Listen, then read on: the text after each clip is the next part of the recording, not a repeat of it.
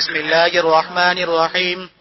باب ما جاء أن بين المشرق والمغرب قبلة. وبه قال حدثنا محمد بن أبي معشر قال حدثنا أبي عن محمد بن عمرو عن أبي سلمة عن أبي هريرة رضي الله عنه قال قال رسول الله صلى الله عليه وسلم ما بين المشرق والمغرب قبلة. وبه قال حدثنا يحيى بن موسى قال حدثنا محمد بن أبي معشر مثله. قال أبو عيسى حديث أبي هريرة رضي الله عنه قد روي عنه من غير وجه، وقد تكلم بعض أهل العلم في أبي معشر من قبل حفظه واسمه نجيح مولى بني هاشم. قال محمد رحمه الله لا أروي عنه شيئا وقد روى عنه الناس. قال محمد رحمه الله وحديث عبد الله بن جعفر المخرمي عن عثمان بن محمد الأخنسي عن سعيد المقبري عن أبي هريرة رضي الله عنه أقوى وأصح من حديث أبي معشر. وبه قال حدثنا الحسن بن بكر المروزي قال حدثنا المعل بن منصور قال حدثنا عبد الله بن جعفر المخرمي عن عثمان بن محمد الأخنسي عن سعيد المقبري عن أبي هريرة رضي الله عنه عن النبي صلى الله عليه وسلم قال ما بين المشرق والمغرب قبلة. وإنما قيل عبد الله بن جعفر المخرمي لأنه من ولد المسور بن مخرمة رضي الله عنه. قال أبو عيسى هذا حديث حسن صحيح وقد روي عن غير واحد من أصحاب النبي صلى الله عليه وسلم بين المشرق والمغرب قبلة، منهم عمر بن الخطاب وعلي بن أبي طالب وابن عباس رضي الله عنهم. وقال ابن عمر رضي الله عنهما إذا جعلت المغرب عن يمينك والمشرق عن يسارك فما بينهما قبلة إذا استقبلت القبلة. وقال ابن المبارك رحمه الله ما بين المشرق والمغرب قبلة هذا لأهل المشرق، واختار عبد الله بن مبارك التياسر لأهل المروة. بسم الله الرحمن الرحيم. ما بين المشرق والمغرب قبلة. آواز لتنبیہ. آج تک آپ نے ان کو ایک کہ آواز دوہری آ رہی ہے، آپ کنٹرول کریں. کون کہے گا انہیں؟ یہ حدیث کے مابین المشرق والمغرب قبلۃ، مدینہ منورہ سے تو کعبہ شمالاً جنوباً ہے، جیسے پہلے تفصیل کے ساتھ بیان ہوا ہے. ایک شکل میں استقبال بنتا ہے اور دوسری صورت میں استدبار بنتا ہے. عموماً مغرب اس سمت کو کہا جاتا ہے جہاں سورج ڈوبتا ہے، اور مشرق اس کو کہتے ہیں جہاں سے سورج طلوع ہوتا ہے. مختلف دنیا کے اطراف مختلف ہیں. محدثین اس بارے میں متردد ہیں کہ اس حدیث کا اصل مصداق کیا. چنانچہ بڑے بڑے حضرات اس پر توجہ فرما چکے ہیں. استاد محترم نے بھی بغیت العریب میں کچھ تعارف فرمایا ہے، اور ان سے پہلے مقرزی نے الخطط والآثار کے اندر لکھا ہے کہ صرف تعین مراد ہے کہ سمت معلوم ہونا چاہیے، اصابت ضروری نہیں ہے. اصابت کا مطلب کہ جہاں کعبہ ہے ادھر منہ کیا جائے. یہ صرف ان لوگوں کے لیے ہے جو فی حولان الحول کعبہ آباد ہے، یعنی اہل مکہ کے لیے. اور اس کے علاوہ جو دنیا کے اطراف ہے اور عالم ہے، ان کے لیے تو اس سمت کی طرف منہ کرنا کافی ہے، اور اس میں ثابت کا تکلف عباد کے لیے تکلیف مالایوتاق ہے. شاید ایسا نہ ہو اور یہ امکان سے باہر ہو. چلو باب ما جاء في الرجل يصلي لغير القبلة في الغيم. انگار ہوتا. وبه قال حدثنا محمود بن غيلان قال حدثنا وكيع قال حدثنا أشعث بن سعيد السمان عن عاصم بن عبيد الله عن عبد الله بن عامر بن ربيعة عن أبيه رضي الله عنه قال كنا مع النبي صلى الله عليه وسلم في سفر في ليلة مظلمة فلم ندر أين القبلة فصلى كل رجل منا على حياله فلما أصبحنا ذكرنا ذلك للنبي صلى الله عليه وسلم فنزل فأينما تولوا فثم وجه الله. قال أبو عيسى هذا حديث ليس إسناده بذلك لا نعرفه إلا من حديث أشعث السمان وأشعث بن سعيد أبو الربيع سمان يضعف في الحديث. وقد ذهب أكثر أهل العلم إلى هذا، قالوا إذا صلى في الغيم لغير القبلة ثم استبان له بعدما صلى أنه صلى لغير القبلة فإن صلاته جائزة. وبه يقول سفيان الثوري وابن المبارك وأحمد وإسحاق رحمهم الله.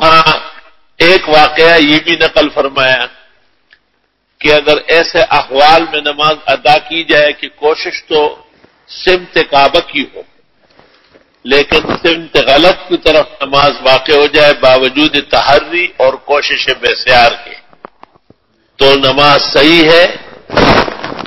اور اس موقع پر یہ آیت پڑھی گئی وَلِلَّهِ الْمَشْرِقُ وَالْمَغْرِبُ فَأَيْنَمَا تُوَلُّوا ثَمَّ وَجْهُ اللَّهِ۔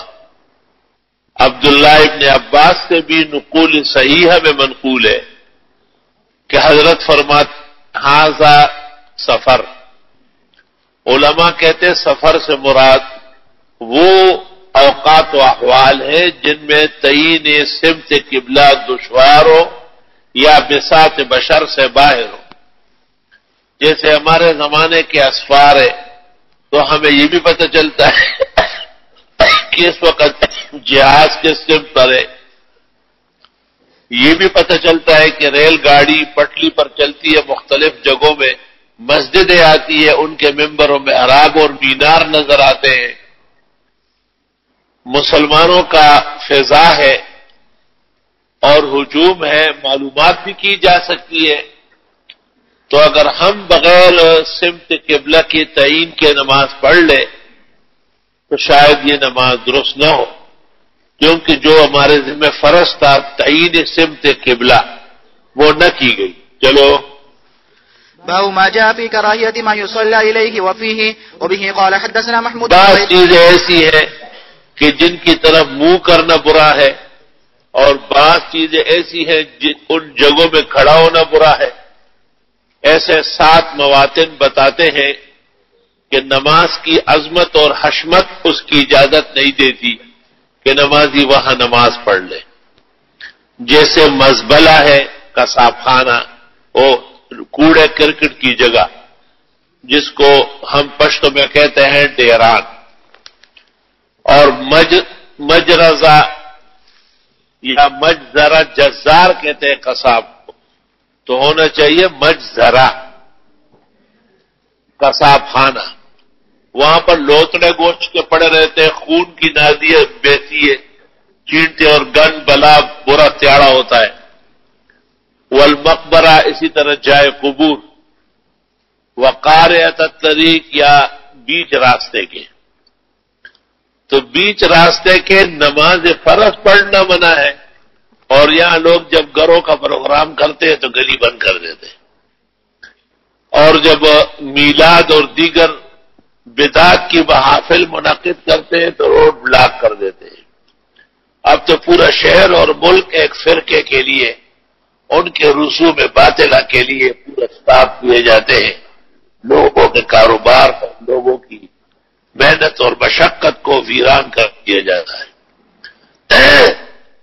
ان کے علماء کو شرم کرنا چاہیے اور احادیث سے حیا کرنا چاہیے کہ ایسی صورت میں ان کے جلوس، ان کے جلسے، ان کے پروگرام جو روڈ بلاک کر کے لوگوں کو عذاب اور تکلیف میں ڈال کر کتنے بیمار اسپتالوں کو نہیں پہنچے، اتنی عورتیں زچگی کی حالت میں اسپتالوں سے باہر تڑپ گئی، کتنے چھوٹے چھوٹے بچوں نے جان دے دی، یہ سب باتیں عام کائنات میں مشاہد ہے، یہ کوئی نئی چیز نہیں۔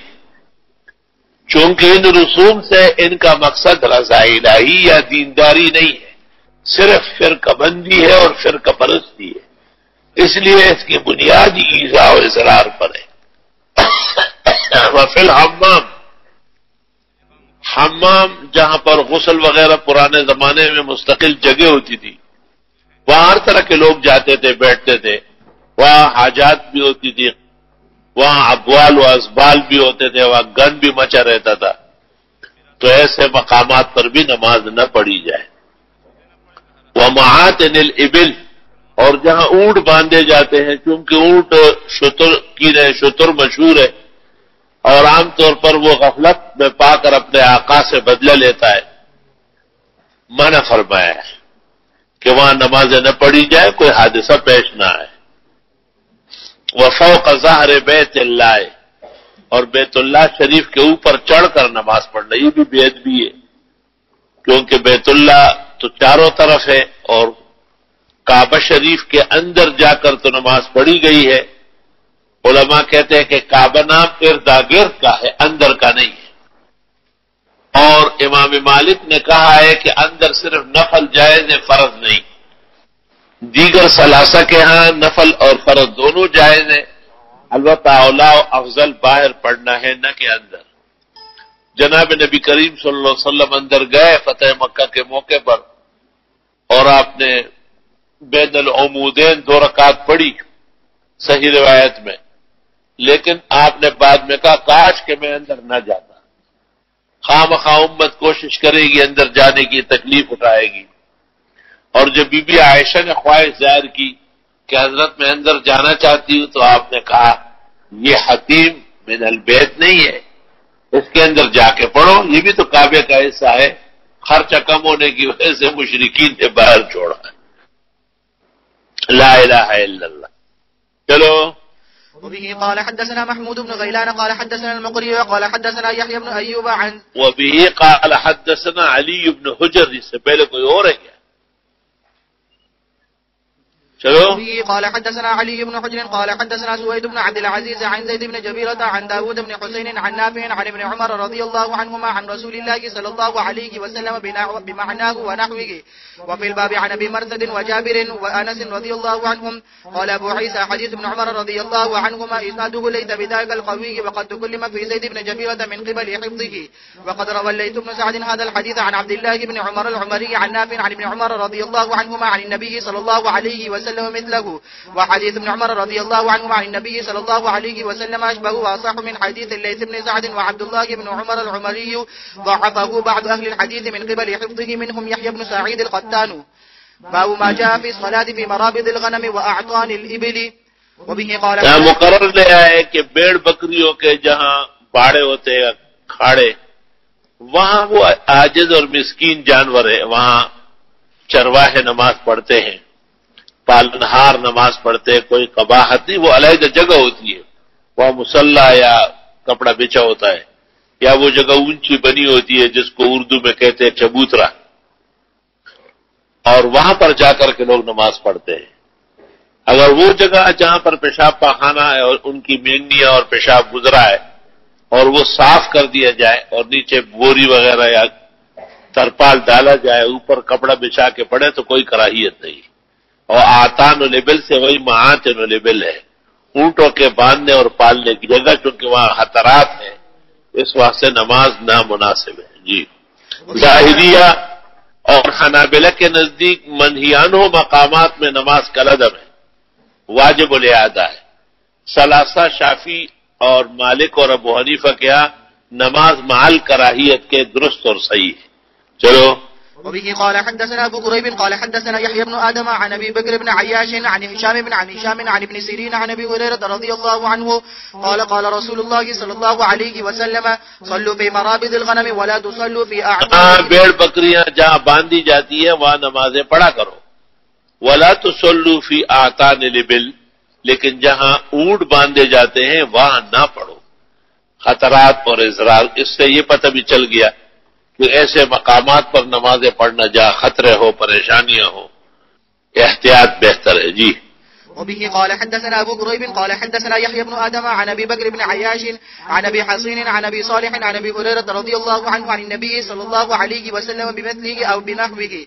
وفي الباب عن جابر بن سمرة والبراء وسمرة بن معبد الجهني وعبد الله بن مغفل وابن عمر وانس رضي الله عنهم.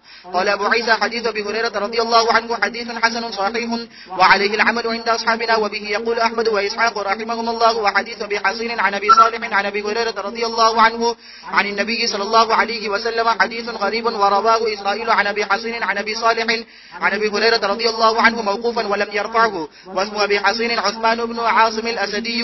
وبه قال حدثنا محمد بن بشار قال حدثنا يحيى بن سعيد عن شعبة عن أبي التياح الدبعي عن أنس بن مالك رضي الله عنه أن النبي صلى الله عليه وسلم كان يصلي في مرابض الغنم. قال أبو عيسى هذا حديث صحيح. وأبو التياح اسمه يزيد بن حميد. وهو ما جاء في الصلاة على الدابة حيثما توجهت به. وبه قال حدثنا سواری کی حالت میں نماز پڑھنا. اس زمانے میں تو گھوڑا، گدھا، خچر، اونٹ وغیرہ کی سواریوں کا رواج تھا. ہمارے زمانے میں دوسری طرح سواریاں نکل آئی، لیکن مشکلات ان میں بھی بہت زیادہ ہے. تو احادیث اور فقہ سے یہ پتہ چلتا ہے جہاں تک ہو سکے آدمی نیچے اترے اور قبلہ رخ ہو کے نماز پڑھے. لیکن اگر قبلے کی سمت کی تعین دشوار ہے تو تحری کر کے نماز پڑھے. اور جب سواری سے اٹھنے میں جان کا خطرہ ہو یا اترنے میں بجائے فائدے کے نقصان کا اندیشہ ہو تو علی الاطلاق نماز اس پر پڑھنا جائز ہے، خواہ وہ قبلے کی طرف نہ بھی جا رہا ہو، خواہ وہ رکوع و سجود ناممکن ہو اشارے سے پڑھی جا رہی ہو. اس سے پتہ چلتا ہے کہ کار کے اندر اور یہ جو موجودہ ہماری گاڑیاں ہیں ان میں بھی جب وقت ہو جائے اور فوت ہونے کا اندیشہ ہو تو نماز پڑھی جائے. یہی مفتابی ہی ہونا چاہیے. بعض علماء کا خیال ہے کہ یہ فوت الی خلف ہے، قائم مقام ہے نہ بعد میں قضا کرے. بھائی نماز قصدن وقت سے نکالنا کوئی آسان کام ہے، اور احادیث اور تصریحات موجود ہیں کہ حالت دابہ میں نماز پڑھی گئی ہے. احناف کا فرض اور نفل کا فرق کرنا بھی اس عاجز اور فقیر کے ماوراء الفہم ہے، کیونکہ نماز شروع ہونے کے بعد نفل ہو یا فرض ہو یکساں ہے. لازم النفل بالشروع، اور اپنے اختیار سے اتنی آزادی اختیار کرنا یہ تو ناممکن ہے. اور اگر مان لیا جائے کہ اقراء و اجبار ہے، حالت عذر ہے، تو پھر دونوں جائز ہونا چاہیے. اسی طرح ریل گاڑی کے اندر لوگ سیٹ پر بیٹھ کر نماز پڑھتے ہیں، حالانکہ وہاں کھڑے ہو سکتے ہیں، اور ہوائی جہاز میں ہم کھڑے ہو کے پڑھتے ہیں. اور سمت بھی معلوم ہو رہا ہے کہ بھائی اس بستی سے چل رہی ہے، پٹری سے نظر آ رہی ہے، ریل سے نظر آ رہی، پھر بھی یہ اس کی طرف منہ کیے بغیر کہیں بھی منہ کر لے. تمام نمازیں کل غلط ہے، واجب الاعادہ ہے، دوبارہ پڑھنا فرض ہے. چلو. وبه قال حدثنا محمود بن غيلان قال حدثنا وكيع ويحيى بن آدم قال حدثنا سفيان عن أبي الزبير عن جابر رضي الله عنه قال بعثني النبي صلى الله عليه وسلم في حائط فجدته وهو يصلي على راحلته نحو المشرق والسجود أفضل من الركوع. وفي الباب عن أنس وابن عمر. میں اشارے سے پڑھ رہے تھے نا، تو جب آدمی اشارے سے نماز پڑھے گا تو یہ قاعدہ ہے کہ اشارہ للرکوع کم ہوگا اور اشارہ للسجود اخفض ہوگا، زیادہ ہوگا. علماء احناف شامی وغیرہ نے صراحت کی ہے کہ اگر برابر رہے تو نماز نہیں ہوئی، لازماً سجدے کے لیے سر زیادہ جھکانا چاہیے. جی. وفي الباب عن أنس وابن عمر وابي سعيد وعامر بن ربيعة رضي الله عنهم قال أبو عيسى حديث جابر رضي الله عنه حديث حسن صحيح وروي من غير وجه عن جابر رضي الله عنه والعمل عليه عند عامة أهل العلم لا نعلم بينهم اختلافا لا يرون بأسا أن يصلي الرجل على راحلته تطوعا حيثما كان وجهه إلى القبلة أو غيرها. یہ عجیب بات ہے کہ امام ترمذی نے یہ تو مان لیا کہ اس میں اختلاف نہیں ہے، لیکن کہا کہ نفل پڑھے، کیونکہ واقعہ جو پیغمبر کا ہے کہتے ہیں وہ نفل اوقات کا تھا. آئی سمجھ فرائض کے لیے کیا حکم ہے. چلو آگے. باب ما جاء في الصلاة إلى الراحلة. وبه قال حدثنا سفيان بن وكيع قال حدثنا أبو خالد الأحمر عن عبيد الله بن عمر عن نافع عن ابن عمر رضي الله عنهما أن النبي صلى الله عليه وسلم صلى إلى بعيره وراح راحلته وكان يصلي على راحلته حيثما توجهت به. قال أبو عيسى هذا حديث حسن صحيح وهو قول بعض أهل العلم لا يرون بالصلاة إلى البعير بأسا أن يستتر به.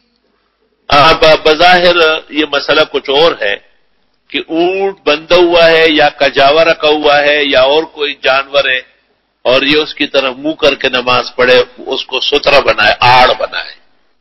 یہ بات ٹھیک ہے کہ وہ آڑ بن سکتا ہے. علماء نے لکھا ہے کتا اور بلہ نہ بنائے کیونکہ یہ پوجے گئے ہیں، یا کتا شیطان ہے، اور ویسے بھی نامناسب ایک درندہ نمازی کے آگے ہو.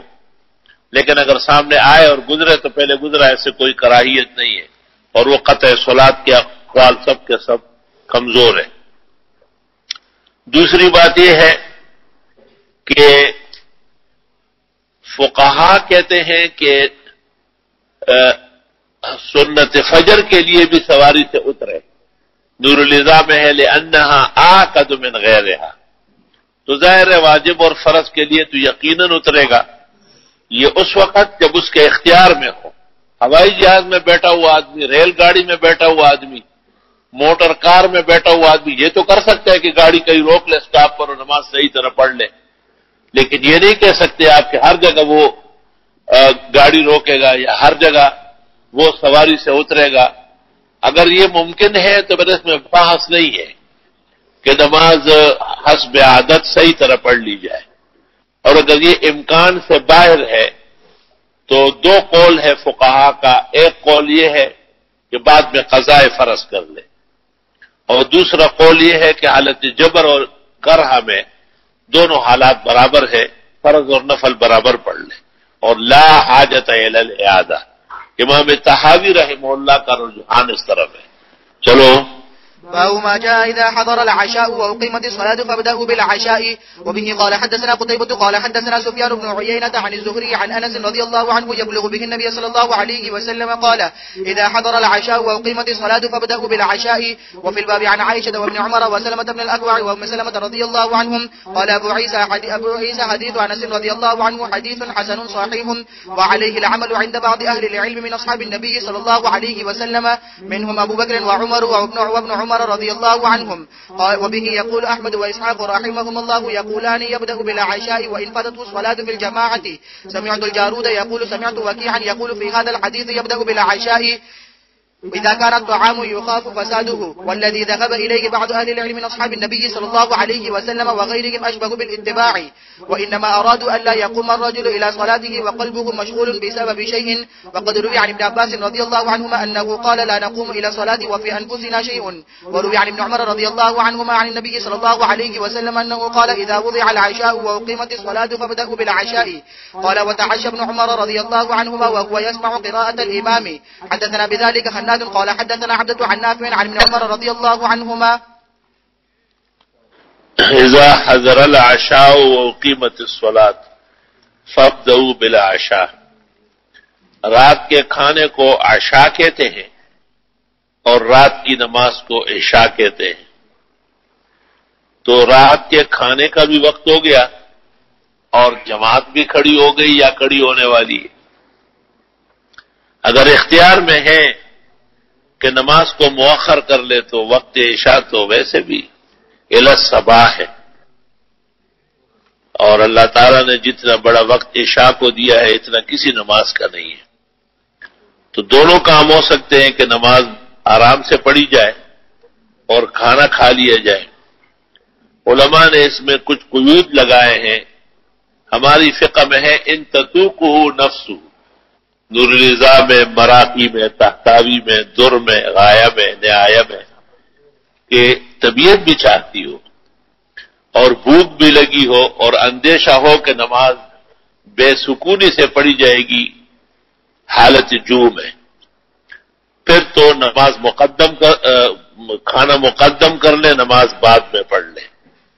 اور نہ حاجت ہے اور نہ کھانے کی کوئی تاخیر سے کوئی نقصان ہے، تو ایسی صورت میں نماز وقت پر پڑھی جائے اور بعد میں معمول کے مطابق کھانا کھایا جائے. بخاری شریف سے تو پتہ چلا ہے کہ یہ روزے دار کے لیے ہے، لیکن اس پر اشکال کیا گیا کہ یہاں تو لفظ عشاء موجود ہے اور مغرب کو اہل سنت والجماعت کے ہاں عشاء نہیں کہا جاتا ہے. وہ تو مغرب کے وقت کا مسئلہ ہونا چاہیے تھا. تو حافظ ابن حجر نے اور بدرالعینی نے کہا ہے کہ وہ مسئلہ بخاری کا علیحدہ ہے. عام قانون دنیا میں یہ ہے کہ اذا حضر العشاء، کھانا رات کا سامنے ہے اور نماز کھڑی ہو رہی ہے یا کھڑی ہو گئی ہے، فابدؤوا بالعشاء. کیونکہ ترک جماعت کا وبال بہت زیادہ ہے. قصدن کوئی مومن مسلم جماعت نہیں ترک کر سکتا ہے. تو یہ وہ وجوہات ہیں جن کی وجہ سے قصدن جماعت ترک کی جا سکتی ہے. بعض علماء کہتے ہیں کہ یہ کمزور ناتوان اور بوڑھے کے لیے ہے. امام اعظم امام ابو حنیفہ سے منقول ہے کہ حضرت فرماتے تھے میری نماز کھانا بن جائے یہ مجھے پسند نہیں ہے، بلکہ میرا کھانا نماز بن جائے.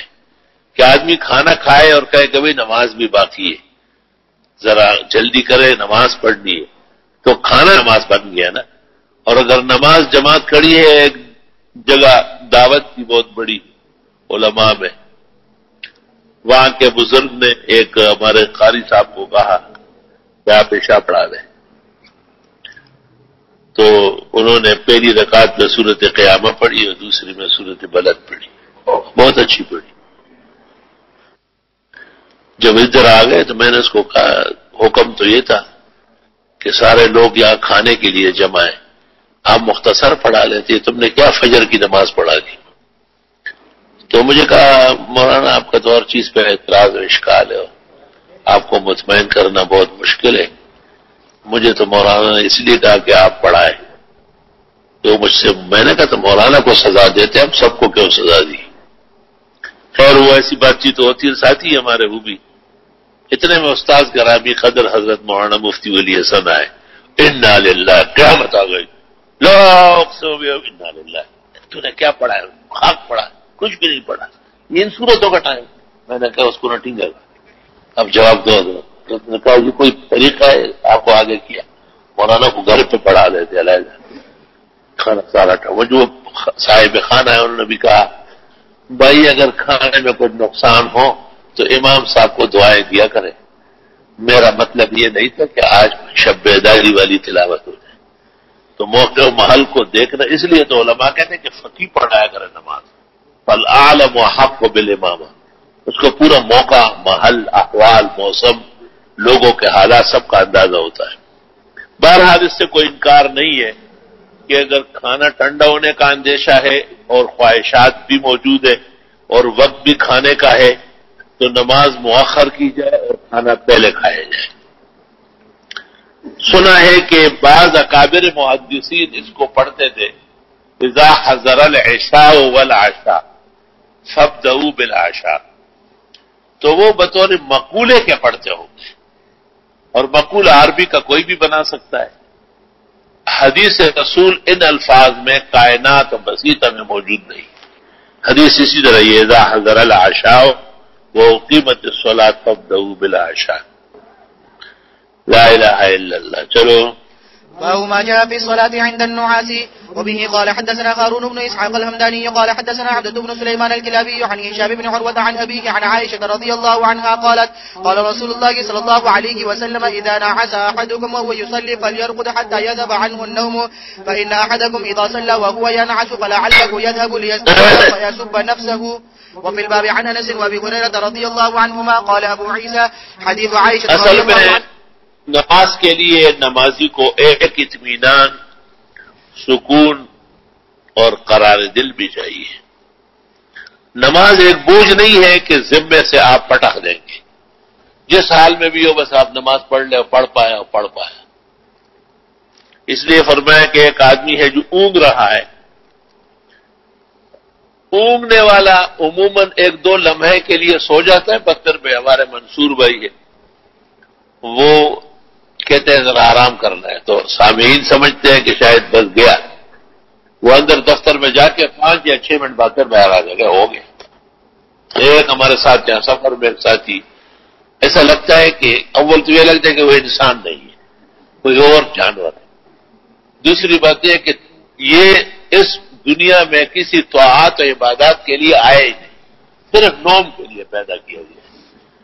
فإلى الله المشتقى، اور اندازہ یہی ہے کہ اگر ان کو نہ جگایا جائے تو نہ ان پر فجر فرض ہے نہ کوئی اور نماز، بس ان کے ذمہ نیند ہے جو اچھی طرح کرنی۔ تو اس طرح کم از کم ایک بنی آدم کو ایسا نہیں ہونا چاہیے۔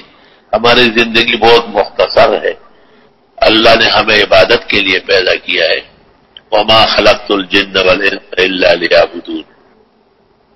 نیند بھی ہمارے لیے ہے اور کھانا بھی ہمارے لیے ہے، لیکن نہ نیند سے نجات ہوگی اور نہ کھانے سے نجات تو نماز سے ہوگی۔ فجر کے وقت مؤذن کیسے پیارے انداز میں کہتا ہے الصلاۃ خیر من النوم، کہ بھائی نماز پڑھنے کا کام ہے۔ نیند کیا چیز ہے کہ آپ پر نیند بس سوار رہے تھے، اور عجیب بات دیکھی ہے کہ جو نیند بہت زیادہ کرے گا اس کو ہارٹ ٹربل ہو جائے گا، اور جو بالکل نہیں کرتے ہیں اپنے کینسر کا اندیشہ ہے، اعضاء سوکھ جائیں گے اندر۔ تو وَكَذَلِكَ جَعَلْنَاكُمْ أُمَّةً وَسَطًا، اللہ نے ہمیں اعتدال کی امت بنایا ہے، نیند کے وقت میں نیند ہو، جاگنے کے وقت جاگ۔ ہمارے یہاں چونکہ ترتیب کچھ ایسی رہتی ہے، ترمذی شریف جیسے ہو رہی ہے صبح 8 سے 9، 9:30 10 تک، پھر کوئی کام میرے ذمہ نہیں ہوتا ہے، 12 بجے 12:10 پر بخاری شریف لگتی ہے، تو دفتر میں آرام کرتا ہوں، اس دوران کوئی شرح حاشیہ بعض چیزیں دیکھنی ہوتی ہیں، تو میں خادمین کو یہ کہتا ہوں کہ اگر کوئی آئے تو یہ نہ کہنا یہ سو رہا ہے. دن کی نیند کا کوئی اعتبار نہیں. اللہ نے دن کو نیند کے لیے پیدا نہیں کیا، جھاگنے کے لیے، کام کے لیے پیدا کیا. وجعل النہار مبصرا، نیند کے لیے تو رات ہے وہ گزر چکی ہے. اس کے باوجود اگر آدمی معذور ہو، بیمار ہو، دوا کھا چکا ہو تو آنے والے کو باقاعدہ عذر کر لے کہ رات کو جاگ چکے ہیں، کوئی واقعہ پیش آیا ہے یا طبیعت میں خرابی ہے، نیند پوری نہیں ہے، یا ابھی 11 بجے تک اٹھنے والے ہیں بخاری شریف کے لیے. تو میرا مطلب یہ ہے کہ صرف بے وقت نیند کا لحاظ نہ ہو بلکہ آنے والوں کا بھی لحاظ ہو. وہ بھی اپنے کام کاج، اپنے ضروری امور ترک کر کے کسی سے ملنے جاتے ہیں، وہاں سے کہا جاتا ہے کہ جی وہ سو رہے، سونے کے لیے تو رات ہے، دن کی نیند کا کوئی اعتبار نہیں. چلو فرمایا اذا نعس احدکم وهو يصلي، ایک آدمی اونگ رہا ہے اور نماز بھی پڑھ رہا ہے، فلیرقد، آرام کرے، حتی یذهب عنه النوم، یہاں تک کہ یہ نیند ختم ہو جائے. اگر ختم ہوتی ہو، ہم نے جو لوگ دیکھے ان کی ختم نہیں ہوتی، ان کی تو بڑھتی ہے باقاعدہ، وہ تو نوام ہے. فإن أحدكم إذا صلى وهو ينعس، ایک آدمی نماز پڑھ رہا ہے اور اونگ رہا ہے، فلعله يذهب ليستغفر، بجائے اللہ سے خیر اور معافی مانگنے کے، فيسب نفسه، کہ اپنے آپ کو بد دعائیں دے. کراچی میں ایک بہت بڑے بزرگ اور محدث العالم کے صاحبزادے تھے، لوگ ان کا بھی اسی طرح احترام و عزت کرتے تھے. وہ ذرا مست پلے پڑے تھے تو مجلس کے اخیر میں ان سے کہتے تھے کہ آپ دعا کریں. بے سب دعا میں شریک ہوتے تھے. مجھے ایک دن قاری شیر افضل صاحب شفاء اللہ و شفاء عاجلہ نے کہا اس کی دعا میں شرکت نہیں کرنی ہے. یہ کہتا ہے اللہم، کہ اللہ ہم سب کو جاننے پڑے. ہوا کی کہہ دیا. مجھے کہتے ہاتھ نیچے کرو، ہاتھ ہم کیوں جان رہے اکیلے جائے. اللہ سب کو تو آواز موجود ہے. تو بعض لوگ جاگ بھی رہے ہیں پھر بھی ہوش و آواز کھو بیٹھے ہیں. اس لیے فقہاء نے لکھا ہے کہ سرًا دعا افضل ہے جہرًا سے. چلو باب ما جاء من زار قوما فلا يصلي بهم. وبه قال حدثنا خناد ومحمود بن غيلان قال حدثنا وكيع عن أبان بن يزيد العطار عن بديل بن ميسرة العقيلي عن أبي عطية رجل منهم قال كان مالك بن الحويرث رضي الله عنه يأتينا بمصلانا يتحدث، فحضرت الصلاة يوما فقلنا له تقدم، فقال ليتقدم بعضكم حتى أحدثكم لما لا أتقدم. سمعت رسول الله صلى الله عليه وسلم يقول من زار قوما فلا يؤمهم وليؤمهم رجل منهم. قال أبو عيسى هذا حديث حسن صحيح، والعمل على هذا عند أكثر أهل العلم من أصحاب النبي صلى الله عليه وسلم وغيرهم. ارشاد فرمایا ہے کہ ایک شخص اپنے ہاں خود امامت کرے. بھئی آدمی کو خود سب پتہ ہوتا ہے، آداب کا، اوقات کا، لوگوں کا، سورتیں پڑھنے کا. مہمان تو بہت کم ان چیزوں کی پابندی کرتا ہے.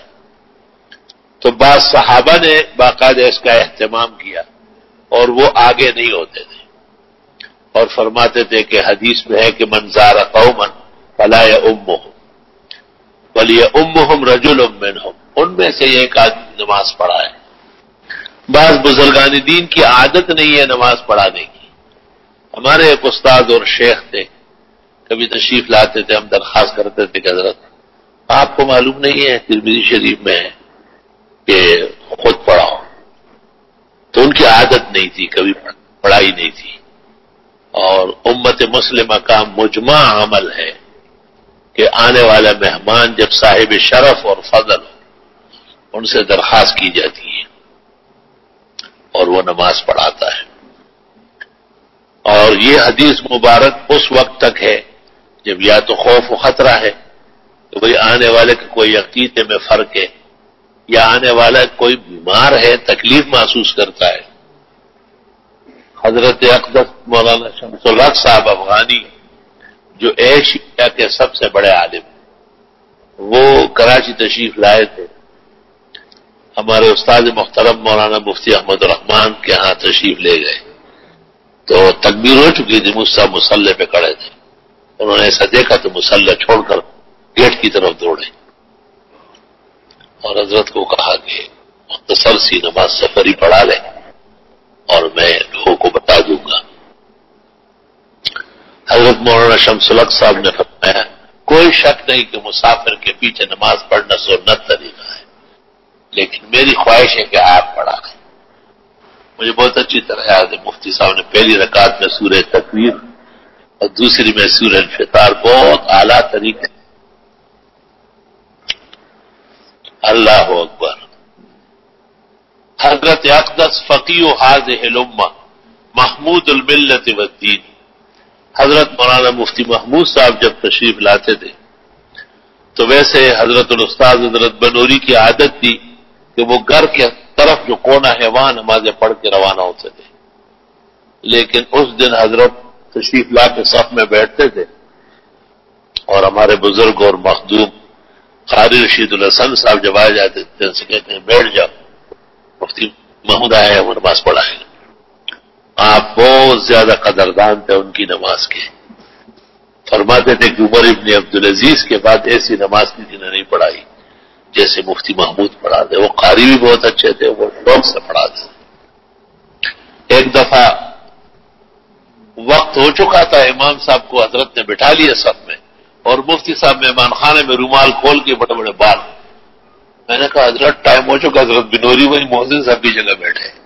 حضرت فوراً اٹھتے ہی رومال باندھنا شروع کیا، وہ آرام سے چل رہے تھے اپنے طریقے سے اور میں ان کے ساتھ دوڑ رہا تھا، ان کے پیر بڑے بڑے تھے، سیدھا محراب میں۔ اور اس دن تکبیر بھی حضرت اقدس حضرت بنوری نے خود پڑھی، اور مجھے یاد ہے کہ حضرت مفتی صاحب نے پہلی رکعت میں الحاقۃ مالحاقۃ اور دوسری میں والفجر پڑھی، پوری دونوں صورتیں پڑھی بہت شان و شوکت سے۔ تو یہ ایک عنوان ہے من قدم رجلا لیصلی علیہ۔ ہمارے استاد محترم مولانا لطف اللہ سے رحمۃ اللہ علیہ کوئی بہت شوق سے نماز پڑھاتے تھے، اور حضرت تو بالکل کسی کے پیچھے پڑھنے کی شاید قائل ہی نہیں تھے۔ ان کے وقت میں اتنا بڑا عالم کوئی تھا بھی نہیں۔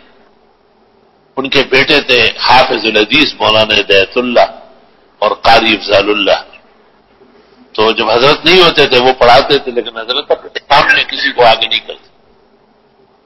میں مولانا ہدایت اللہ صاحب کا عاشق زار تھا، چاہتا تھا کہ وہ نماز پڑھائے، اور ان کی نماز بھی مفتی محمود کے طرز کی نماز تھی اور شان و شوکت پیدا ہوتی تھی۔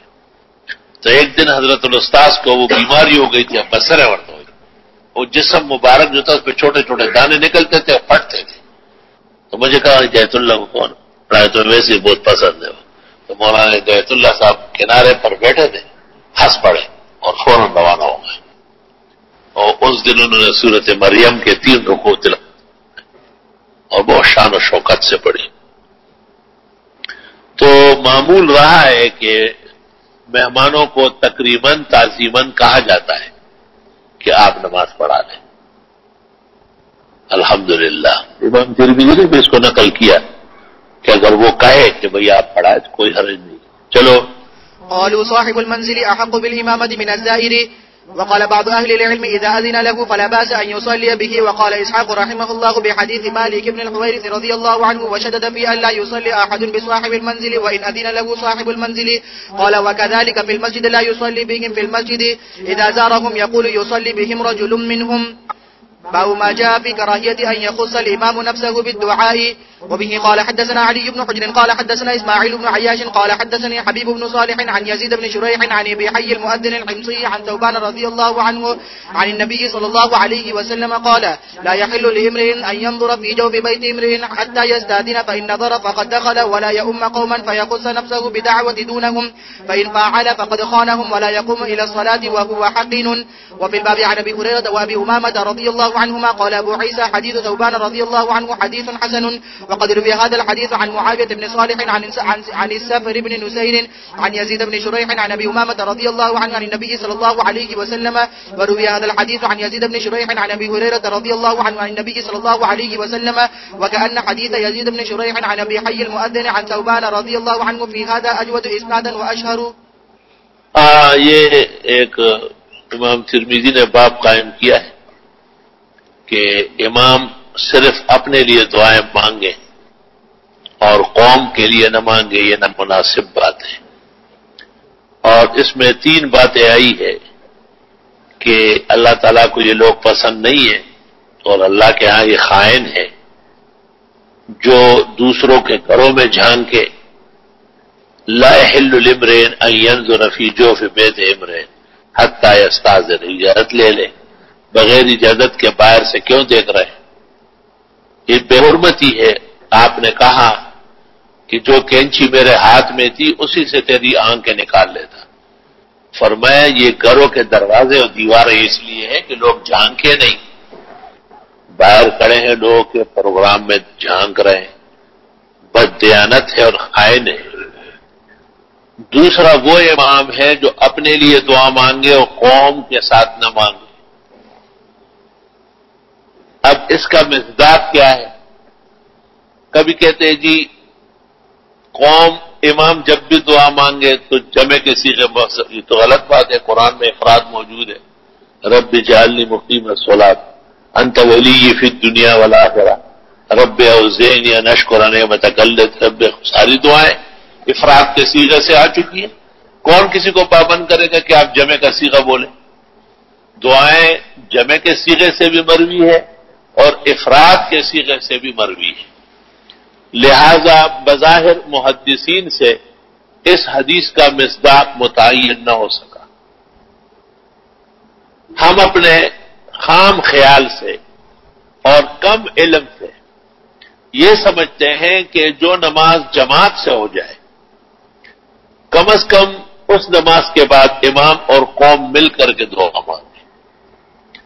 یہ نامناسب بات ہے کہ امام ایسی کوئی شرارت کرے اور لوگوں کو کہے کہ بھائی ثابت نہیں ہے، ثابت نہیں ہے. ثبوت کے لیے فعل نہیں قول چاہیے. فعل تو یحتمل التخصیص والتأویل. فقہاء اور محدثین کا اس پر اجماع ہے کہ انبیاء علیہ السلام اور نبی کریم صلی اللہ علیہ وسلم کا جب قول موجود ہو تو لا ينظر الى فعلی. یہ بالکل واضح ہے. پیغمبر نے حکم دیا ہے کہ کوئی شخص ایک وقت میں 4 سے زیادہ بیویاں نہ رکھے. اس پر اجماع امت ہے ائمہ 4 کا. لیکن خود توفی رسول اللہ صلی اللہ علیہ وسلم وله یومئذ 9 نسوہ. وفات رسول کے وقت آپ کی 9 بیویاں تھیں. تو فعل حجت نہیں ہے، قول حجت ہے. حضرت صلی اللہ علیہ وسلم ساری رات ایسی عبادت کرتے تھے کہ پیر مبارک ورم ہو جاتے تھے، سوج جاتے تھے. لیکن آپ نے زینب کو سختی منع کیا کہ اللہ اس سے خوش نہیں ہوتا. ان اللہ لا یمل حتی تملوا. اتنے تکلف اور مشقت کی کیا حاجت. آپ 100 میں وصال رکھتے تھے. جب صحابہ نے رکھا تو آپ نے کہا ایکم مثلی، کون میرے برابر ہو سکتا ہے؟ ان ربی یطعمنی ویسقینی. اللہ تعالیٰ مجھے کھلاتا پلاتا ہے. تو جب قول موجود ہو تو فعل کی طرف زیادہ تجسس کی بظاہر حاجت نہیں ہے. اور اقوال موجود ہے جس میں حضرت صلی اللہ علیہ وسلم سے ثابت ہو رہا ہے کہ قوم اور امام مل کر کے دعا مانگیں. نہ جانے حضرت الاستاذ کو کیا چیز ایسی رکاوٹ بن گئی جہاں معارف السنن میں اس بہترین مفہوم کو تس نس کر لیا. اور چونکہ یہی ان کے محدثانہ شان میں ہے کہ بھئی باقاعدہ تعامل اس طرح موجود نہیں تھا اور نہ خیر القرون میں اس طرح دعائیں ہوئی ہے. اور جیسے حرمین شریفین میں دعا نام کی کوئی چیز جانتے بھی نہیں، نہ انفرادی اور نہ اجتماعی. اب تو اگر لوگ بیٹھ کر کے دعا مانگتے ہیں نا بیدا بیدا بیدا بیدا. ہم خود اپنی دعا بیٹھ کر ہم مانگ رہے ہیں، 2-4 ساتھی حاضی بیدا حاضی اللہ لا يجوز. اپنی طرف سے جاز لا يجوز بنایا ہوا ہے. اللہ تعالیٰ ان کی اصلاح کا انتظام فرمائے. سلب ایمان اور سلب علم کا اثر ہے حرمین شریفین پر. ملا علی قاری نے 11ویں صدی ہجری میں رونا رویا تھا، اور اس نے کہا تھا فی الحرمین الشریفین من کثرت الظلم وقلت العلم وشیوع البدع والخرافات اعاذنا اللہ منها مرقات۔ تو بظاہر تو یہ حجت اب نہیں ہے، کیونکہ یہ تتر بتر ہے اور ان کے نظریات کا پتہ نہیں چلتا ہے کہ کل کوئی اور نظریہ اختیار کر لیں گے۔ ہمارے سامنے سینکڑوں باتوں میں تبدیلی آئی ہے۔ مثلا فرض نماز ہوتے ہی شروع ہو جاتے ہیں ان کے واعظین، حالانکہ یہ کسی کا مذہب بھی نہیں ہے کہ سنت موقدہ عمدن ترک کر دی جائے۔ یہ ٹھیک ہے کہ حنابلہ کے ہاں وہ درجہ نہیں ہے جو ثلاثہ کے ہاں ہے، لیکن سنت کا منکر امت میں کوئی بھی نہیں ہے، ان پر انکار سنت کا اثر ہوا ہے۔ نماز سے پہلے جیسے مغرب کے وقت رکعتین ہیں جس کا ثبوت سلف میں نہیں ہے، خود مدینہ میں مالک نے اس کا انکار کیا ہے کہ ہم نے نہیں دیکھا ہے کسی کو عہد رسول میں یہ پڑھتے ہو، وہ اہتمام سے پڑھتے ہیں، اور جو محتم بالشان سنتیں ہیں وہ کوئی پڑھے یا نہ پڑھے، بیٹھے چلے روانہ ہو جائے۔ تو بظاہر اہل حق ہونے کے باوجود، اہل سنت والجماعت ہونے کے باوجود، اس میں ان کا طریق معمول بنانا دشوار ہے اور مشکل ہے۔ رہ گئے شیخ الاسلام ابن تیمیہ یا ان کے اتباع میں حافظ ابن قیم یا قاضی شوکانی یا ان کے دیگر اتباع، تو ان کے مزاج میں اس قسم کے مسائل میں تشدد واقع ہوا ہے۔ ہندوستان کے فقہاء اور محدثین قاطبتاً فرضوں کے بعد دعا مانگ چکے ہیں۔ حکیم الامت مولانا اشرف علی صاحب نے مولانا مفتی محمد شفیع سے ایک عربی رسالے کا ترجمہ کرایا اور امداد الفتاوی جلد اول صفحہ 550 پر لگایا اور فرمایا کہ نمازوں کے بعد دعا کے منکرین پیدا ہوئے ہیں، اور اس رسالے میں نمازوں کے بعد دعا کا ثبوت ہے۔ میں نے مولوی محمد شفیع کو کہا کہ اس کو عربی سے اردو ترجمہ کر لو، اور چونکہ سوال اس طرح ہوا ہے اس لیے میں اس کو اپنے فتاوے کا حصہ بناتا ہوں۔ طویل رسالہ شامل حال ہے۔ اسی طرح فقیہ الہند اور مفتی اعظم زمانہ حضرت مولانا کفایت اللہ صاحب کی النفائس المرغوبہ فی الدعاء بعد الصلاۃ المکتوبہ میں نماز فرض کے بعد دعا یا سنت اور نفل کے بعد دعا دونوں تسلیم کیے اور فرمایا کہ یہ معمول نہیں ہے۔ اجتماع کے لیے فرض کو زیادہ احوط کہا ہے کہ فرضوں کے بعد دعا اجتماعی ہو اور نوافل و سنن کے بعد انفرادی ہو تو یہ بہتر ہوگا، لیکن اس بات کا انکار نہیں کیا ہے کہ اگر کوئی غیر لازم سمجھ کر اور سنت یا کے بعد یا کسی بھی خیر کی مجلس میں ایک آدمی دعا کے الفاظ کہے یا ہاتھ اٹھائے اور سب اس کے ساتھ دعا مانگے، اس کو کہتے ہیں دعائے اجتماعی غیر ابتدائی۔ یہ نہ اس کی کوئی دعوت ہے نہ اس کے لیے کوئی اہتمام ہے، اس کو ہم کہتے ہیں دعائے اتفاقی، اگرچہ اجتماعی، تو اجتماع انفراد سے زیادہ اولا و افضل ہے۔ حضرت الاستاذ مولانا یوسف صاحب بنوری نے یہ حدیث تو اس میں تسلیم نہیں کیا، لیکن دیگر مواضع میں لکھا ہے کہ ہمارے فقہاء اور محدثین متفق ہے کہ جن فرائض کے بعد سنتیں ہوں جیسے ظہر، مغرب، عشاء، تو تسبیحات یا دیگر اوراد اور وظائف آیت الکرسی اور استغفار مکتوبات کے بعد نہ کیا جائے۔ والاولا ان یاتی بہا بعد السنن والرواتب، تو سنت اور رواتب کے بعد تفصیلی تسبیحات ہو، تفصیلی دعائیں ہوں، اور یہ 33 وغیرہ کے وظائف ہو۔ تو مولانا لکھتے ہیں کہ ابن الحمام نے فتح القدیر میں اسی کی تحقیق کی ہے، پھر فرماتے وہ بہی تخرج المسکہ للدعاء بالہیئۃ الاجتماعی بعد الرواتب والسنن، اس سے گنجائش پیدا ہوتی ہے کہ سنت اور نوافل کے بعد بھی اجتماعی دعا کی گنجائش ہے۔ فقہی روایات اور قواعد کے مطابق فرائض کے بعد مختصر مجمل دعا ہو، جیسے اللہم انت السلام و منک السلام، صحیح مسلم میں ام المومنین عائشہ کہتی ہے، او بمقدارہا، جس طرح اللہم لا مانع لما اعطیت ولا موتی لما منعت، یا لا الہ الا اللہ وحدہ لا شریک لہ لہ الملک ولہ الحمد وہو علی کل شیء قدیر والجمع بینہن جہل، ساری دعائیں ایک دن میں مانگنا شاہ صاحب کہتے ہیں جہالت ہے. احیانا یاتی بہذا واحیانا یاتی بہذا، کیونکہ نبی نے بھی ایک وقت میں نہیں پڑھی، جس دن یہ پڑھی وہ نہیں پڑھی، جب وہ پڑھی تو یہ نہیں پڑھی، تو کبھی یہ پڑھے کبھی وہ پڑھے تاکہ فصل بین المکتوبہ والسنن زیادہ نہ آئے، مختصر آئے. اور مختصر آنا بھی ضروری ہے، کیونکہ بخاری شریف میں ہے کہ آن حضرت صلی اللہ علیہ وسلم نے نماز پڑھائی اور ایک شخص فوراً اٹھ گیا سنتوں کے لیے. حضرت عمر نے کندھے سے پکڑ کر سب میں بٹھایا، بیٹھ جاؤ. تو آپ نے کہا اصابک اللہ کما اصابتا، اللہ آپ کو اجر دے دے جیسے آپ نے اس شخص کی اصلاح فرمائی. تو علماء کہتے ہیں کہ اس نے بالکل فصل ہی نہیں کیا، اور ویسے بھی نبی موجود ہے تشریف فرمایا اور آپ ان کی سنتوں کے لیے قابلی افغانی بن رہے خارے قابلے. تو کم از کم کچھ آداب، کچھ سنن اور مستحبات جو ہمارے معمول رہے ہیں کہ فرضوں کے بعد اللہم انت السلام او بمقدارہا، کچھ مختصر کلمات کہنے کے بعد جب فرائض کے بعد سنتیں ہوں تو پہلے سنت ہے، اس کے بعد تفصیلی دعائیں یا تسبیحات، آیت الکرسی اور استغفار. جن نمازوں کے بعد سنتیں نہیں ہیں جیسے فجر اور عصر، تو وہاں تو کوئی اشکال ہی نہیں ہے کہ تمام معمولات مکمل کر کے دعا مانگی جائے. امام کے ساتھ شریک ہوا تو بہت اچھا، ورنہ اپنی بھی مانگ سکتا ہے.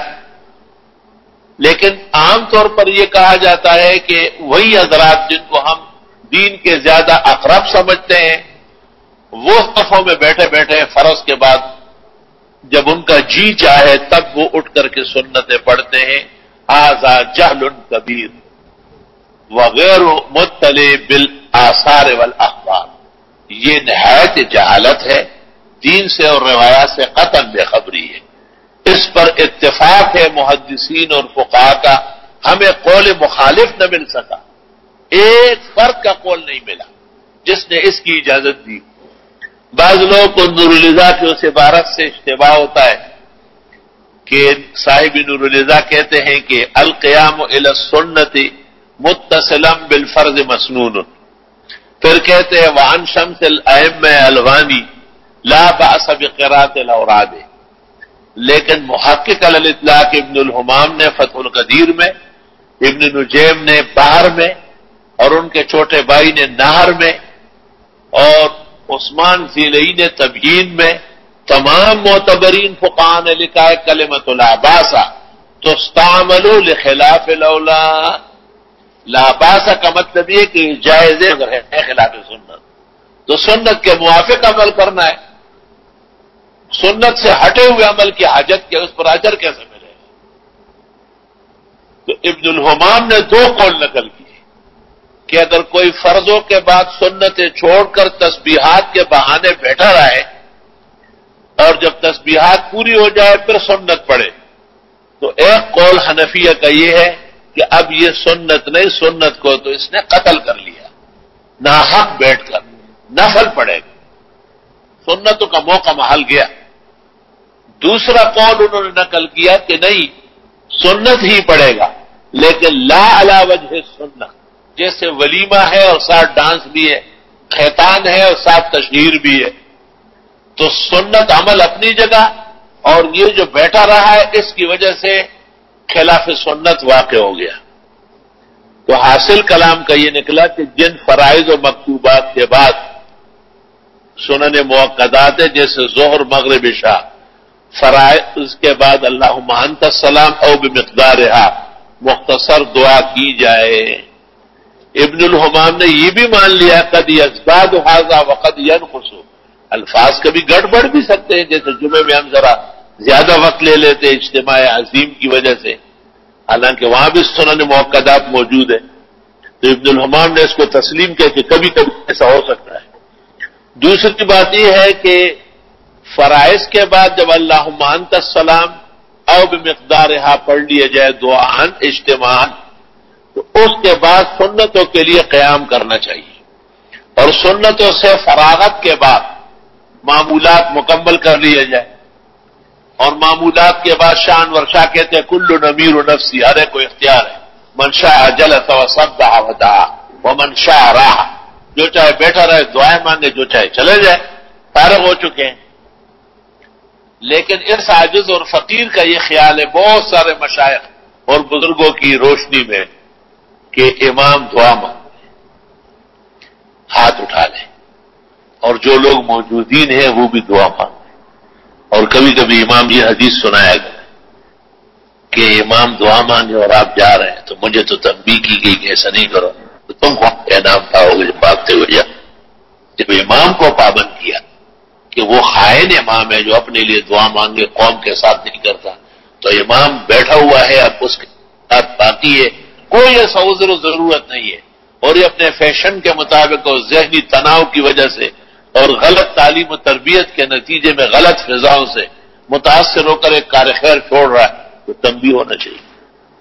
باقی تفصیلات مفتی عمر شفیع صاحب کی کتاب احکام دعا یا مولانا مفتی کفایت اللہ کی النفائس المرغوبہ یا حکیم الامت مولانا اشرف علی کی کتاب استحباب الدعوات بعد المکتوبات امداد الفتاوی میں دیکھ لیجیے۔ چلو باب ما جاء من أما قوما وهم له كارهون.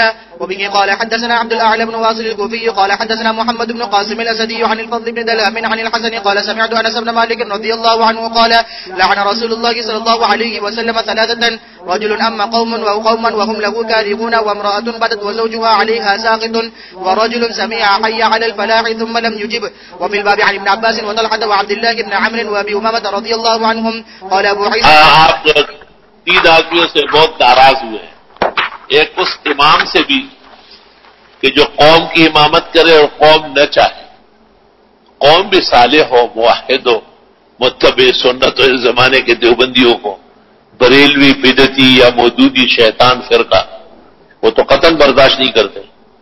اللہ تعالیٰ جزائے خیر دے اور نور و رحمت کی بارش کرے۔ علامہ علی قاری پر مرقات میں لکھا ہے کہ امام حق پر ہونا چاہیے تو وہ برحق ہے اور لعنت قوم پر۔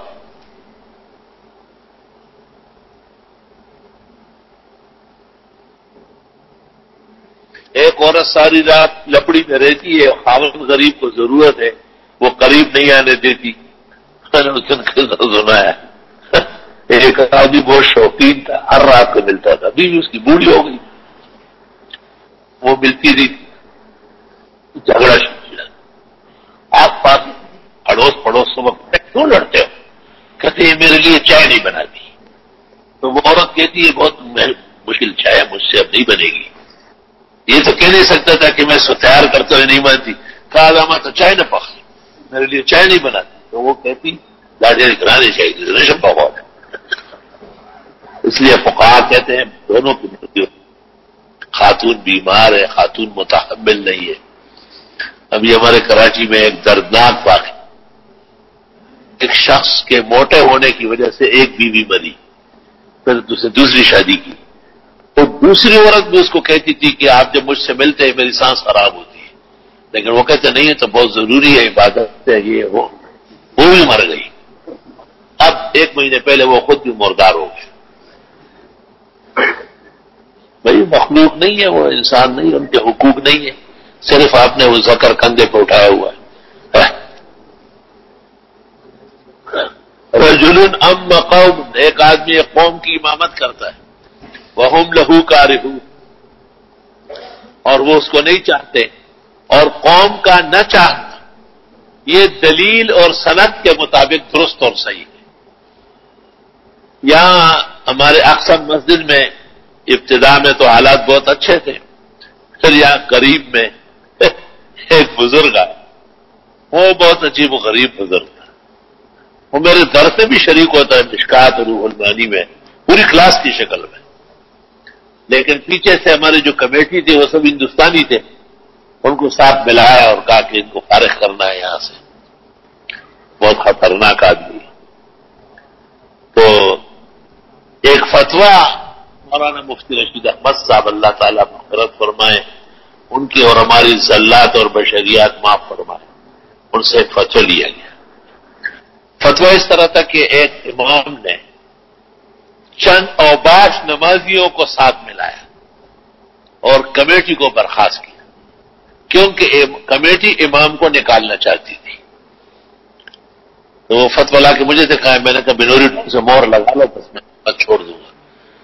بنوری ٹون میں جب فتویٰ چلا گیا، استاد گرامی قدر فقیہ العالم حضرت مولانا مفتی ولی حسن نے کہا یہ جواب میں لکھوں گا، لاؤ مجھے دو۔ انہوں نے نیچے لکھا کہ یہ تعصب اور بے راہ روی اور فقہ اور مسالح کے خون کے مترادف تحریر ہے، اور اس کو فتویٰ نہ کہا جائے، فتویٰ حکم شرعی ہے، یہ تو فساد نیت و فساد عمل کا آئینہ ہے۔ غالباً ہمارے عزیز دوست میرا نام لکھا ہے، ان کے خلاف یہ تحریر استعمال کی جا رہی ہے۔ واضح رہے کہ ان کا تمام طریقہ کار اپنے اساتذہ اور بزرگوں کے سامنے ہے، لہذا اس زمانے میں اور اماموں کے بجائے ان کے پیچھے پڑنا زیادہ ثواب کا باعث ہے۔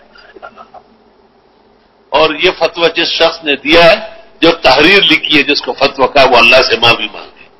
اگر فتویٰ کا ایسا حال رہا اور وہ تعصب اور فساد پر مبنی ہو تو امت مسلمہ کو بہت گرانی پیش آ جائے گی۔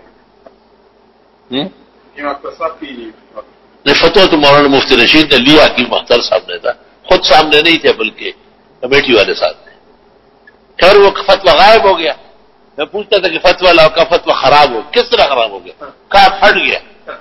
میں نے پڑھا ہوا صحیح کہ بعد میں معلوم ہوا کہ بنوری ٹاؤن نے اس کو ڈسمس کر دیا، اور مفتی صاحب نے مفتی رشید کے ان الفاظ جو انہوں نے لکھا تھا کہ امور مباحہ میں مسجد کمیٹی کا اتباع واجب ہے، وَأُولِي الْأَمْرِ مِنْكُمْ، تو مولانا مفتی ولی حسن نے لکھا اس کے نیچے ھذا اجتہاد من غیر اہلی، یہ ایک نااہل آدمی کا اجتہاد ہے، اور نیچے دستخط کیے کتب ولی حسن الرئیس المفتی، سب کو لکھ دیا الحمدللہ۔ تو علماء کو اس بات کا یہ بہت خیال کرنا چاہیے کہ بس ظاہری عبارات کو ان کے خلاف استعمال کیے جا رہا ہے۔ وَرَجُلٌ سَمِعَ حَيَّ عَلَى الْفَلَاحِ، ایک آدمی نے اذان سنی اور ثُمَّ لَمْ يُجِبْ، پھر اس پر عمل نہیں کیا۔ علماء کہتے ہیں اذان کا قولی جواب مستحب ہے، لیکن فعلی جواب فرض و واجب ہے، اس کے بعد نماز پڑھنا۔ چلو۔ قال أبو عيسى حديث أنس رضي الله عنه لا يصح لأنه قد روي هذا عن الحسن عن النبي صلى الله عليه وسلم مرسل. قال أبو عيسى ومحمد بن القاسم تكلم فيه أحمد بن حنبل رحمه الله وضعفه وليس بالحافظ وقد كره قوم من أهل العلم أن يؤم الرجل قوما وهم له كارهون فإذا كان الإمام غير ظالم فإنما الإثم على من كرهه. وقال أحمد وإسحاق ما شاء اللہ امام ترمذی نے بھی آخری بہادری دکھائی اور فرمایا کہ یہ تو اس وقت جب قوم اہل حق ہو اور امام غلطی پر ہو۔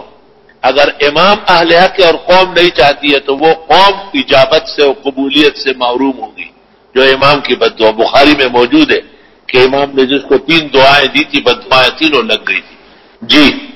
وقال أحمد وإسحاق رحمهم الله في هذا إذا كرهه واحد أو اثنان أو ثلاثة فلا بأس أن يصلي بهم حتى يكرهه أكثر القوم. وبه قال حدثنا هناد قال حدثنا جرير عن منصور عن هلال بن يساب عن زياد بن أبي الجعد عن عمرو بن الحارث بن مصطلق رضي الله عنه قال كان يقال أشد الناس عذابا 2 امرأة عصت زوجها وإمام قوم وهم له كارهون. قال جرير قال منصور فسألنا عن الإمام فقيل لنا إنما عنا بهذا الأئمة الظلمة فأما من أقام السنة فإنما الإثم على من كرهه. وبه قال حدثنا سنت توحید اور سنت کا پرستار ہو اس کو قوم نے ابھارے نہ کہ امام بنے۔ جی۔ وبه قال حدثنا محمد بن إسماعيل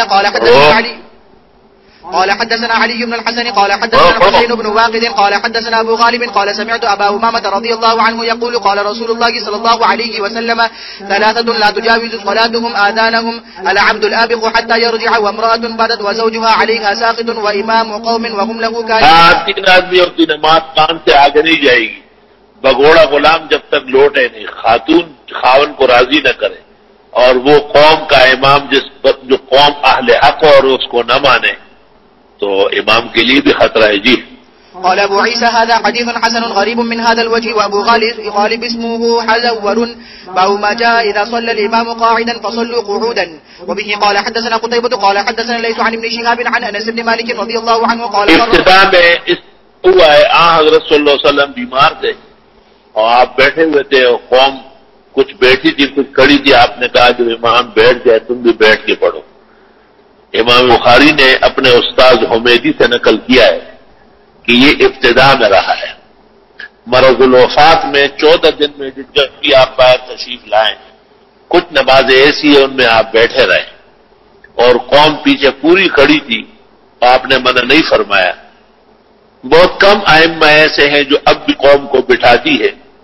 اکثر ائمہ کا کہنا یہ ہے کہ امام بوجہ بیماری یا عذر کے بیٹھ گئے اور قوم پیچھے کھڑی ہے امامت درست اور صحیح ہے، قوم کو بیٹھنے کی ضرورت نہیں ہے. چلو عن انس بن مالك اس رضي میں الله تمام عنه مذاہب امام ترمذی خود مذاہب نقل کر رہے ہیں. دیکھو ذرا جی. عن انس بن مالك رضي الله عنه قال خر رسول الله صلى الله عليه وسلم عن فرس فجوحش فصلى بنا قاعدا فصلينا. جو ہے شمانہ پہلو زخمی ہو گیا. یہ سن 5 ہجری کا واقعہ ہے. گھوڑے سے آپ نیچے زمین بوس ہو گئے تھے. جی. فصلينا معه قعودا ثم انصرف فقال انما الامام او قال انما جعل الامام ليتم به فاذا كبر فكبروا واذا ركع فاركعوا واذا رفع فارفعوا واذا قال سمع الله لمن حمده فقولوا ربنا ولك الحمد واذا سجد فاسجدوا واذا صلى قاعدا فصلوا قعودا اجمعون. وفي الباب عن عائشة وابي هريرة وجابر بن عمر ومعاوية رضي الله عنهم. قال ابو عيسى حديث انس رضي الله عنه ان النبي صلى الله عليه وسلم خر عن فرس فجوحش حديث حسن صحيح. وقد ذهب بعض اصحاب النبي صلى الله عليه وسلم إلى هذا الحديث منهم جابر بن عبد الله وسيد بن حضير وأبو هريرة وغيرهم رضي الله عنهم.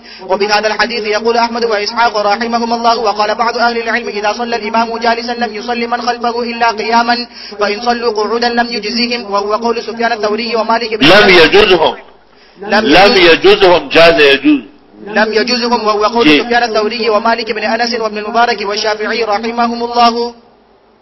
تقریباً اس پر اجماع ہو چکا ہے فقہاء اربعہ و محدثین کا کہ امام بوجہ عذر یا مرض کے بیٹھ کر نماز پڑھائے، پیچھے قوم باقاعدہ کھڑی ہو. پیچھے قوم کے لیے لاجل الامام بیٹھنا اور قیام ساقط کرنا ثابت نہیں ہے. جی.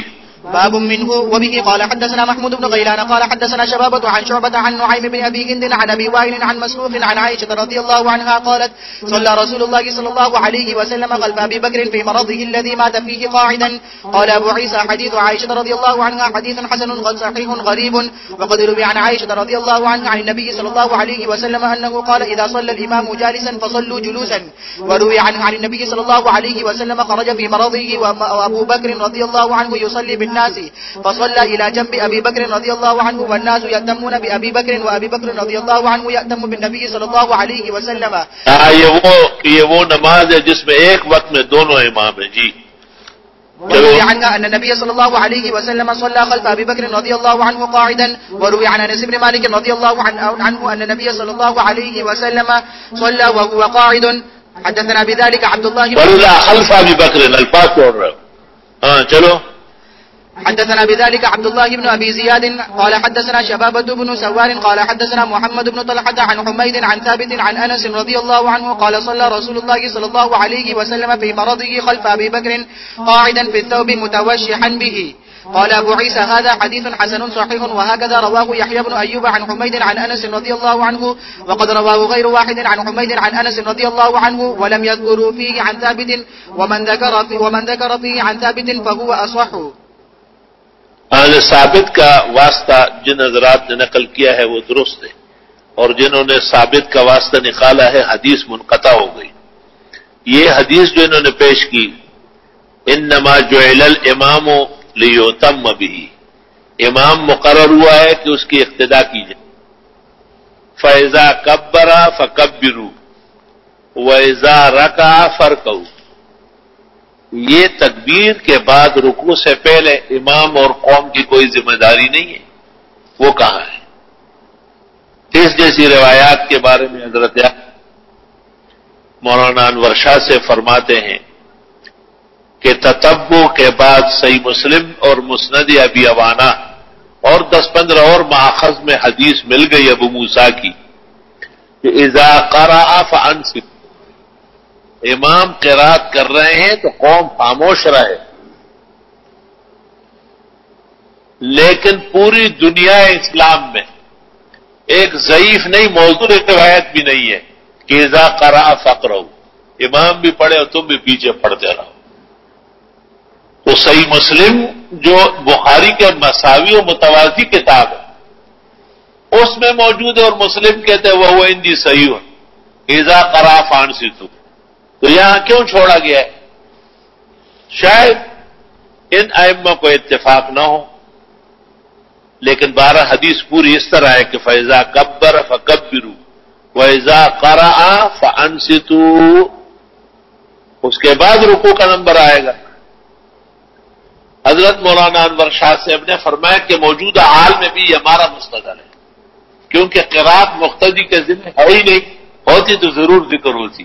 تو فرمایا عدم ذکر ان کے لیے مفید ہے جن کے ہاں عدم وجوب ہے، جو موجبین ہیں ان کے لیے مفید نہیں ہے. چلو باب ما جاء في الإمام ينهض بالركعتين ناسيا. وبه قال حدثنا أحمد بن منيع قال حدثنا هشيم قال حدثنا ابن أبي ليلى عن الشعبي قال صلى بنا المغيرة بن شعبة رضي الله عنه فنهض بالركعتين فسبح به القوم وسبح بهم، فلما قضى صلاته سلم ثم سجد سجدتي السهو وهو جالس، ثم حدثهم أن رسول الله صلى الله عليه وسلم فعل بهم مثل الذي فعله. وفي الباب عن عقبة بن عامر مطلب ہے کہ 2 رکعت کے بعد وہ بھول گئے، اٹھنے لگے تو قوم نے ان کو سبحان اللہ پڑھ کر اشارہ کیا کہ بس نماز پوری ہے.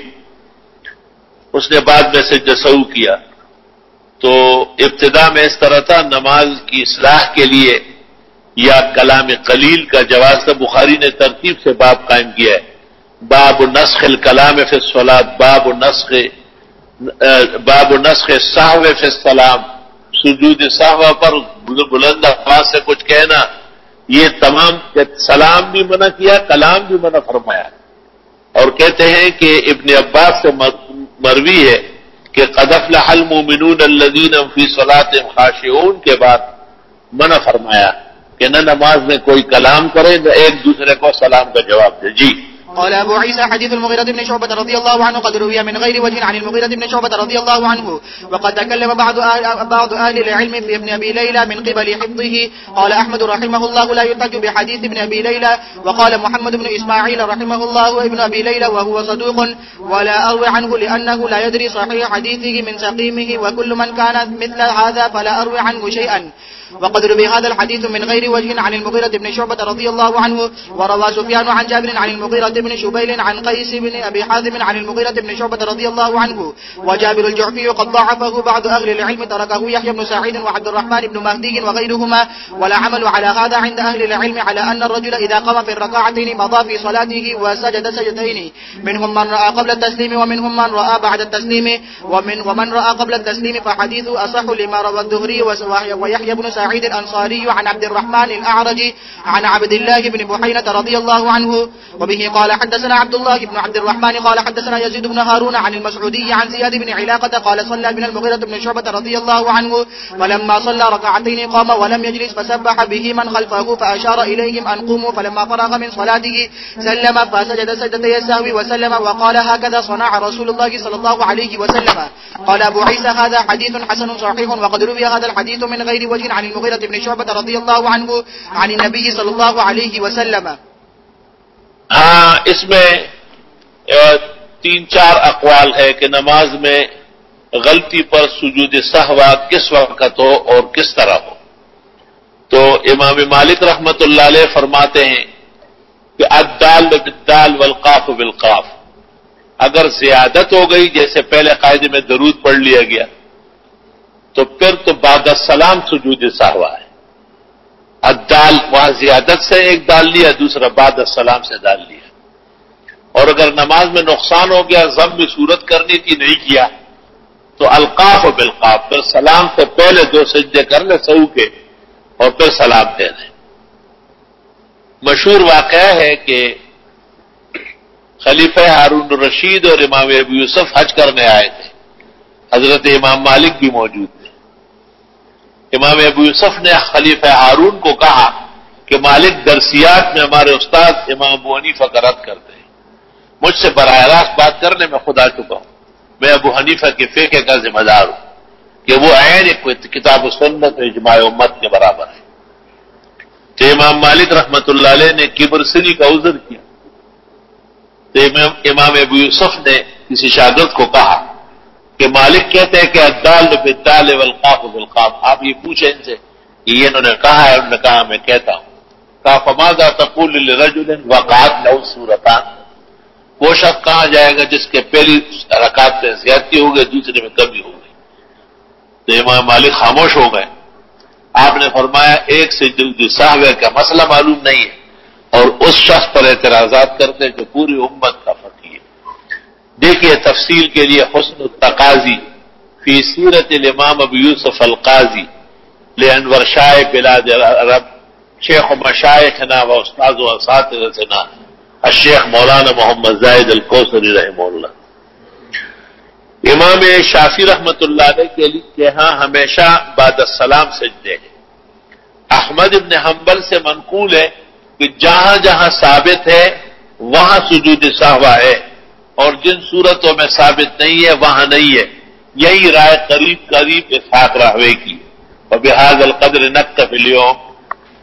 کل انشاءاللہ تعالی تعطیل ہوگی کیونکہ روانگی ہے. پرسوں اللہ تعالیٰ نے خیر و عافیت حفاظت و امن و امان سے وہاں پہنچنا نصیب ہوا تو اپنے وقت پر انشاءاللہ تعالی بخاری شریف کا سبق آج اپنے وقت پر ہوگا. الحمدللہ رب العالمین. اللہم صلی وسلم علی نبی النبیین ورسول المرسلین سید الاولین والآخرین وعلی آلہ واصحابہ اجمعین. ربنا آتنا فی الدنیا حسنۃ وفی الآخرۃ حسنۃ وقنا عذاب النار. اللهم انا نسألك العفو والعافية في الدنيا والآخرة. اللهم انا نعوذ بك من جميع المحن والفتن ما ظهر منها وما بطن.